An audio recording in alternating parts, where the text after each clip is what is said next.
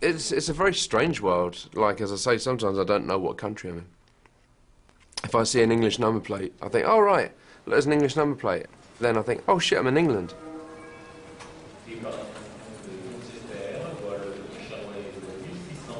The worst thing about travelling around is sitting on a plane on your own. The second worst thing about travelling around is being in a hotel on your own. The third thing, which is not nice about travelling, is eating on your own. I think eating is a very social thing, and to be stuck in your little room or big room or any room ordering a Hilton Club sandwich for yourself, I think is very lonely.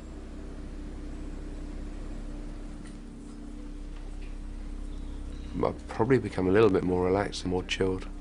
Not all the time, I'm not a chilled person at all, but I think I'm a little bit more relaxed about things. But when things go wrong when you travel, I really get fucked off. I really do get fucked off. When the plane is delayed by 4 hours, I am so fucked off. It's just like, almost feel like getting a private plane and just flying there my fucking self. I think I'll have to, because it's just getting on my nerves.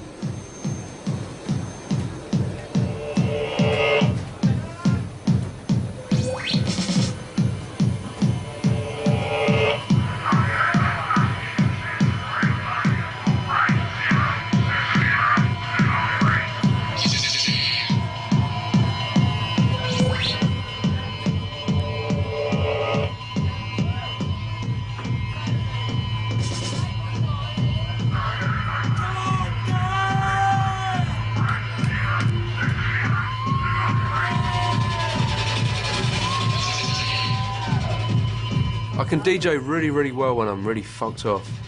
I can be so angry. I'm trying to think when was I angry?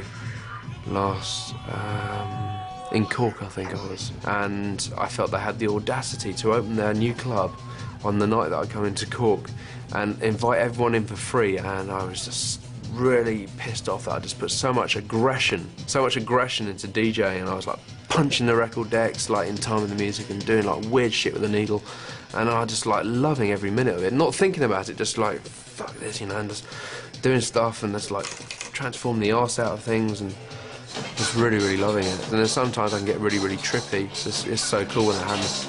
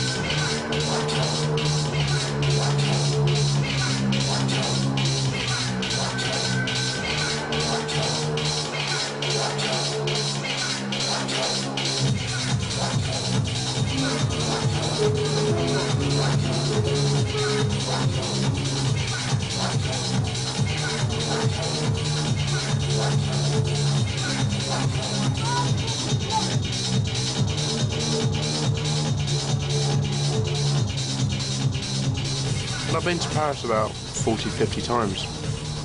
I've been to Holland about 20, 30 times. I've been to Brussels maybe 50, 60 times, so I've seen a lot of things. The week before I did 3 gigs. I did one in Portugal on Thursday, and I did 2 in Ireland, one on Friday and one on Saturday. And I'm sort of quietening down for Christmas now. So tonight I do obviously Paris, and tomorrow I do London, Turnmills, and then the week after I just do Liverpool and Belfast, and then the week after that I do London again, and then I do, on New Year's Eve, I do Birmingham and London. I wouldn't say that Paris is different from London, and I wouldn't say London is different from, I don't know, Toulouse. Each club is different. That's the difference.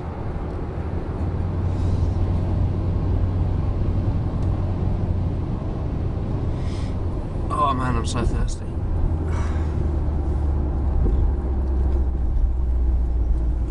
I get totally lost in France, in Paris.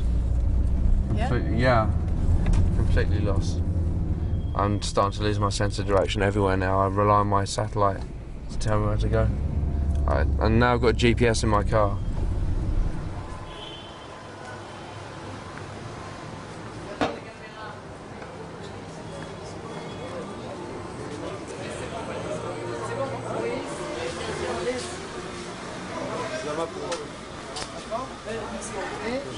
Hello, how are you? Good? Bonsoir. Bonsoir.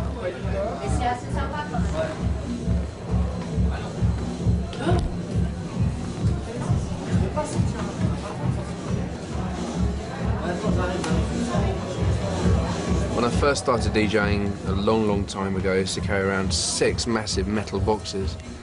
And then I managed to get it down to 3, and I felt really proud of that.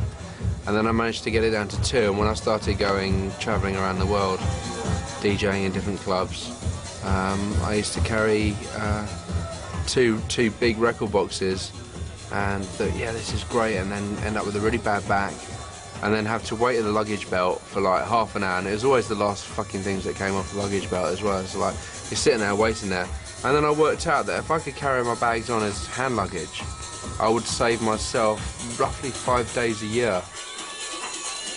You can come in, it's okay. Okay. C'est bon. Thank you. I can still not play maybe 20 or 30 records in there. And it just made more sense, and I became more concentrated on what I wanted to play. And why carry loads of records around when you don't have to? I mean, ideally I'd love to carry around maybe 25 CDs in my pocket, so I don't look like a DJ and not have to carry anything, just stick it in there. That would be great, but CDs, when you DJ with them, they feel like shit. So I am a camel and those are my humps. I have to carry them around throughout the jungle. It's a bit of loveliness in here, isn't it? I like that though. Yeah? It concentrates the mind. It's and I like space. I really like space around me. I find I get very easily mentally claustrophobic if I feel there's a shitload of people around me. So for me, this is my area before I go and perform, and then in that box, that's my area, and then when I finish, I come back to my area. I like space. I like space. Maybe it's because when I was younger, I didn't have very much space. I didn't have a big family, but the rooms I was in were very small. I mean, tiny. For me, I think possibly space is one of the ultimate luxuries.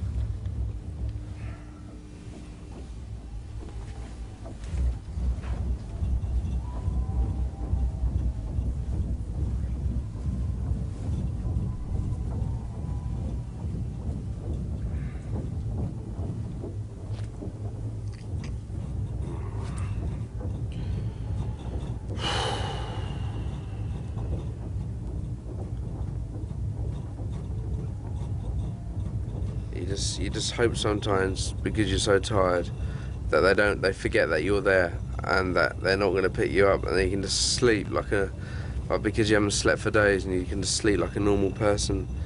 But whenever you feel like that, you always find the party is really good anyway, and it's fine.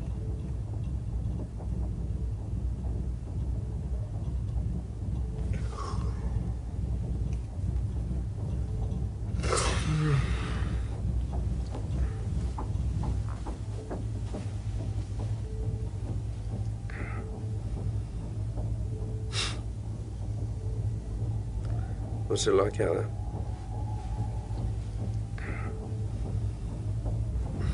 Sounds like an army.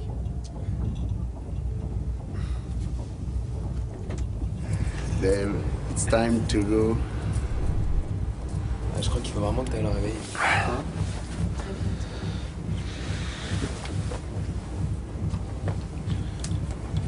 Would you mind giving me a hand?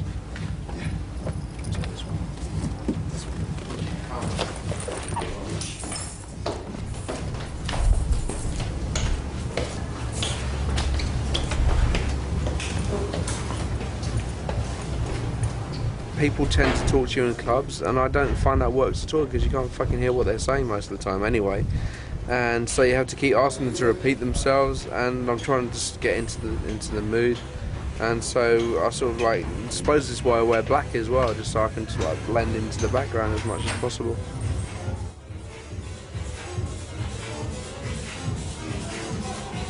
I've always wanted fame, and then when I get fame I don't want it.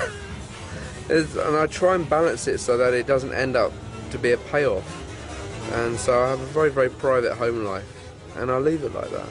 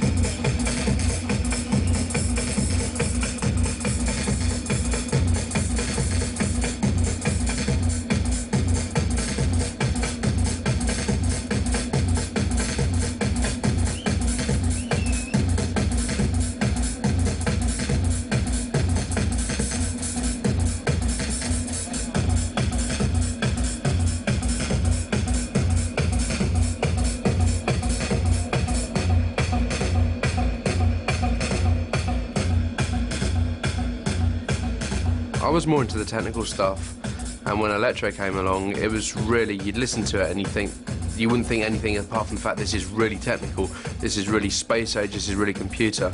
And that's what interested me more than a load of tired old rock acts sitting on the stage, like, you know, getting out again. It just didn't really inspire me, rock acts. It just felt like, you know, it was like Dinosaur. It just didn't feel right. It felt like you sort of like paying a pension for extinct animals. It just didn't make any sense. We were supposedly living in a technological age. The technical side, the electro side, just melted in for what was going on in the 80s. It was just, you know, we're living faster lives, we're communicating more in different levels, with different technologies, and it wasn't, you know, like the old days of sitting in a Chevy 57 going from town to town. Life was a lot faster.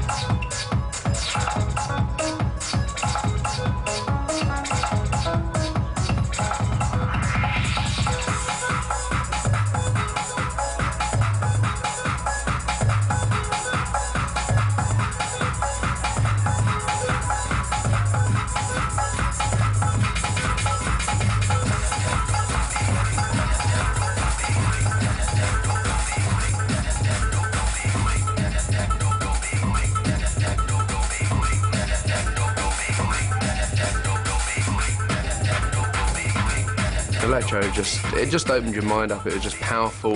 The frequencies of the drum machine were in the right place for the medium of vinyl, and it was just, you know, I found hip hop a little bit too slow, and electro, the beats are more the way my heart was. My heart beats faster than the BPM of hip hop. My heart doesn't beat at sort of 90 BPM. It beats probably about 130. So.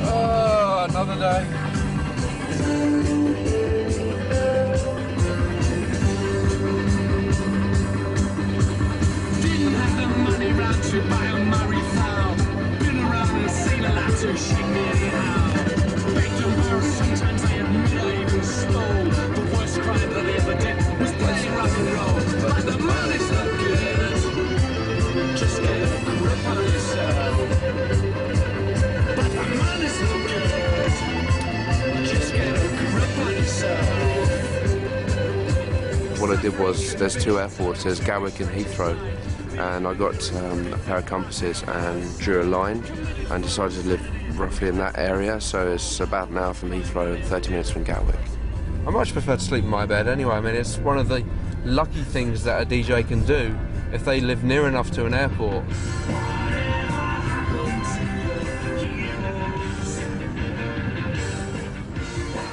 This is one of my favourite tunes of all time.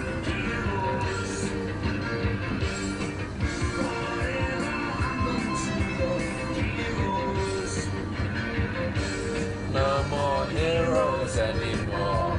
No more heroes anymore. There aren't any heroes anymore though. Everyone's so thin, and I mean obviously they're choosing the wrong people as a sense of irony, like dictators and stuff.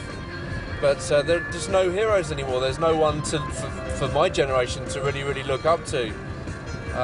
It's just all medium people, which, I don't know, obviously I've got some musical heroes, but there's no role models out there that really sort of impress and inspire. You have to inspire yourself, I think, nowadays. So you could have been the next hero. For who?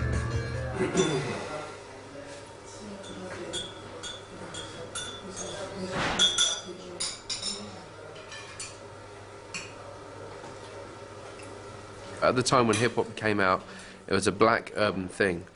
I'm white, and I had a middle-class family. And yes, I didn't have an easy life, but I didn't have a tough life either. I didn't have to sort of like walk over people with needles, cracking out. I could take from it what I liked, which was like the old funk influences and things like that, but it didn't completely represent me, nor did punk. Sunday morning. Cool.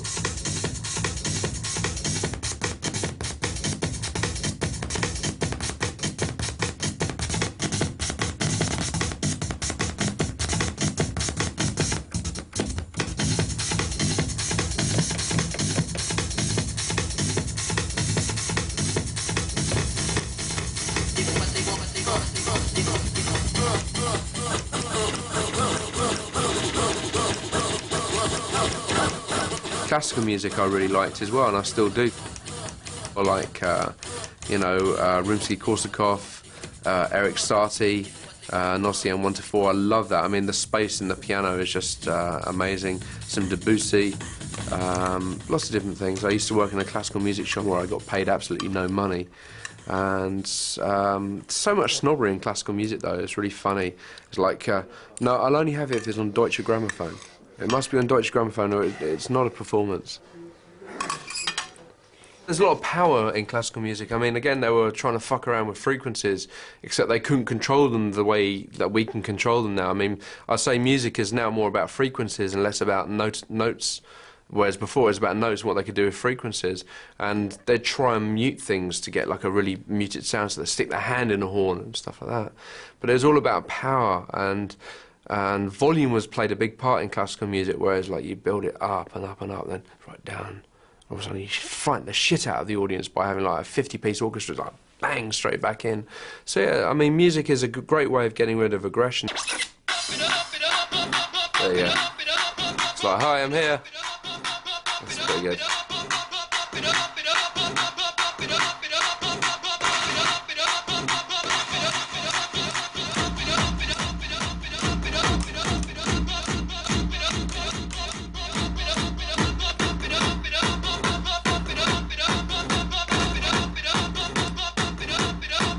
Well, I get emails from people saying, you know, you are the neoclassical music.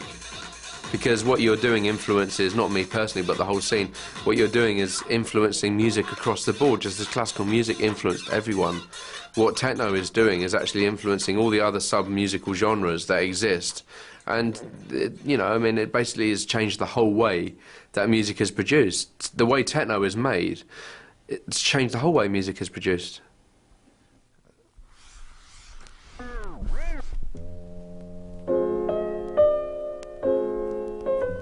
It's a very slow version of it. It's just... I think there's a jealousy when I listen to classical music inside that I can't sit at a piano and play this. And that for me I find that really hard to deal with. Yeah? But then, you know, they probably can't program computers. But why do you mean a jealousy? Why would you? Oh, I'd like to do everything. I mean, when I was a child, I was pissed off I couldn't draw, and I still find it embarrassing that I can't draw. I can draw cars, but they have to look like, you know, like spaceships. But I just can't draw, and I don't like not being able to do things. It really, really fucks me off. And the fact that I can't play a musical instrument just by sitting down and reading music really, really fucks me off. But I appreciate that the very fact that I can't do that probably has opened my mind to actually making music the way I make it and DJing the way I make it. I mean, you can do so much with this shit. I mean, like,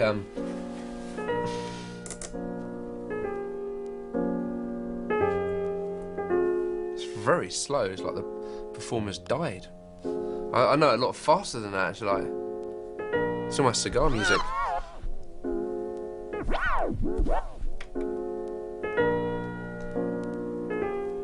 And then you can do loads of things with stuff like this now. I mean, like, it's so cool.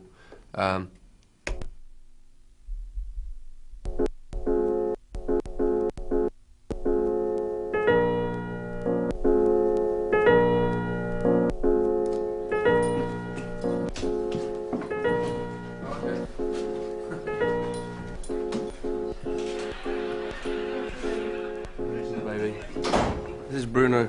Say hello to Dutch TV. Hello to Dutch TV. You open the door. Oh.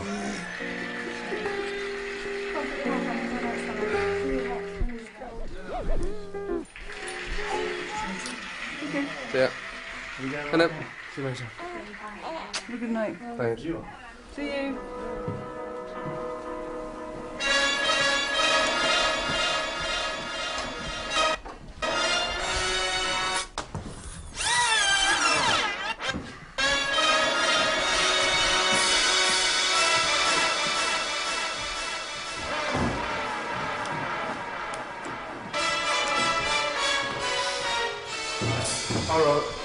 Some techno DJs that are really, really into their techno be fucking up music. That's the whole point.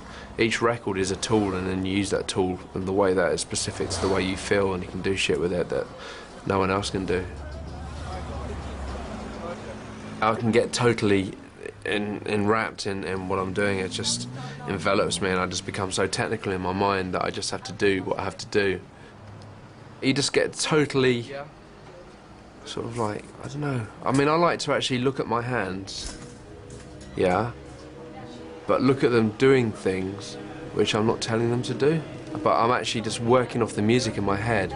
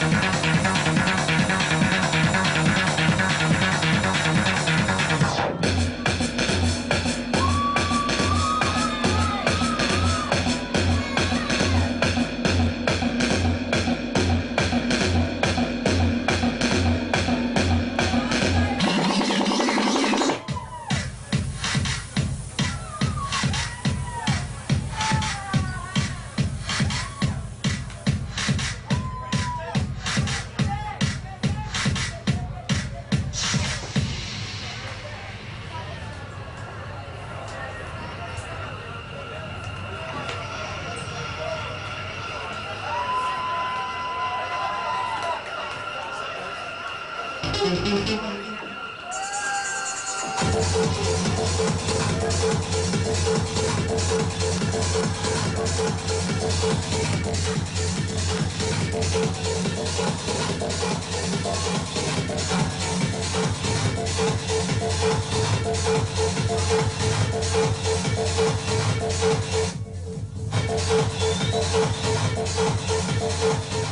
don't normally DJ with Norman. It's a totally separate scene. I don't know much about his music, to be honest. And probably vice versa. It's just two different scenes, really, really different scenes. He's more at the pop end of the market, and that's fine for what he wants, and I'm more at the, I wouldn't say underground, but I'm not at the pop end of the market. Good luck to him for being at the pop end of the market. Fucking in heaven. Fat boy Slim is fucking in heaven. Fat boy Slim is fucking in heaven. Fat boy Slim is fucking in heaven. Fucking and fucking and fucking in heaven. Fat boy Slim is fucking in heaven. Fat boy Slim is fucking in heaven. Fat boy Slim is fucking in heaven. Fat boy Slim is fucking in heaven. Fat boy Slim is fucking in heaven. The first record that I put on, it didn't go Dave Clarke is here, everyone, but everyone screamed because it was a different vibe than the previous record. And I mean, people know. People know. I think I might have cultivated sort of a quietness, which I like. Yeah, it enables me to be a whole person as opposed to this entity, DJ entity. I think dance music will evolve constantly now, and I think it'll probably be around for possibly another 10 years. I'm hoping so, because I want to retire in 10. Was Fabrice there last night? Can you stop filming now?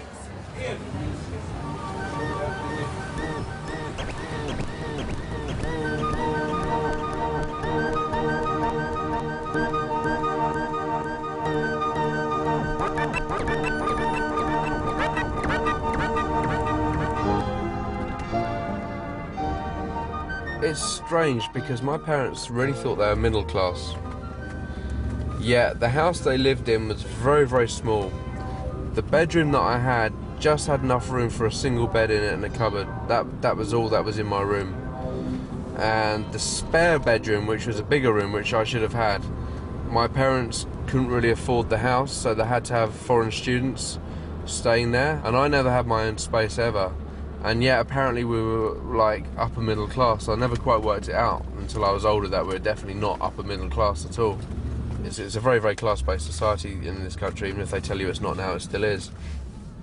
And all of a sudden you go to someone else's house and you start thinking, shit, this is a fucking big house. And it's not a big house, but it's so big compared to yours. And I didn't have any space to do any homework, even if I wanted to, mentally as well as physically. So I just wanted to get the fuck out of there all the time.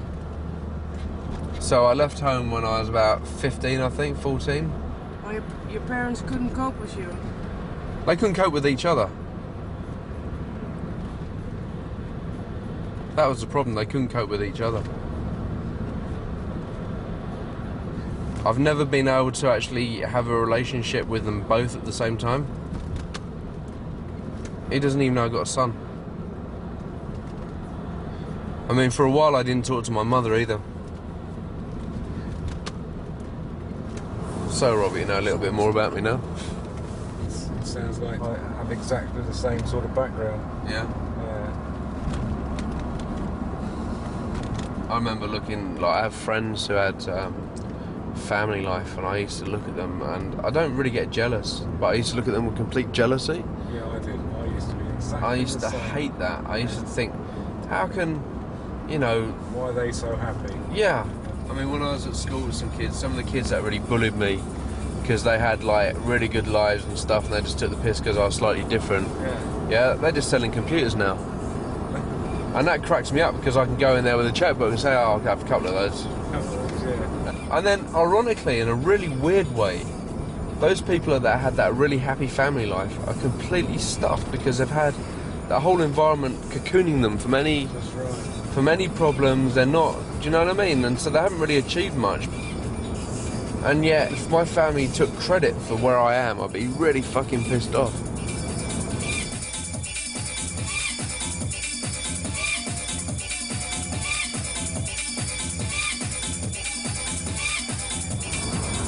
don't know what I'd have on my gravestone, but I'd certainly, if I knew I was dying, I'd certainly make a tape for everyone to listen to. I'd probably have Samuel Barber, deejay for strings on there. Midnight Cowboy. The Man with the Child in His Eyes. In fact, I'll probably at my funeral there'll be so many suicides from people being so depressed with the music that I chose. I'll make those fuckers cry. Everybody's talking at me. I don't hear words they're saying, only the echoes of my mind. People stopping and staring, I can't see their faces, only the shadows of their eyes. I'm going where the sun keeps shining through the pouring rain, going where the weather suits my clothes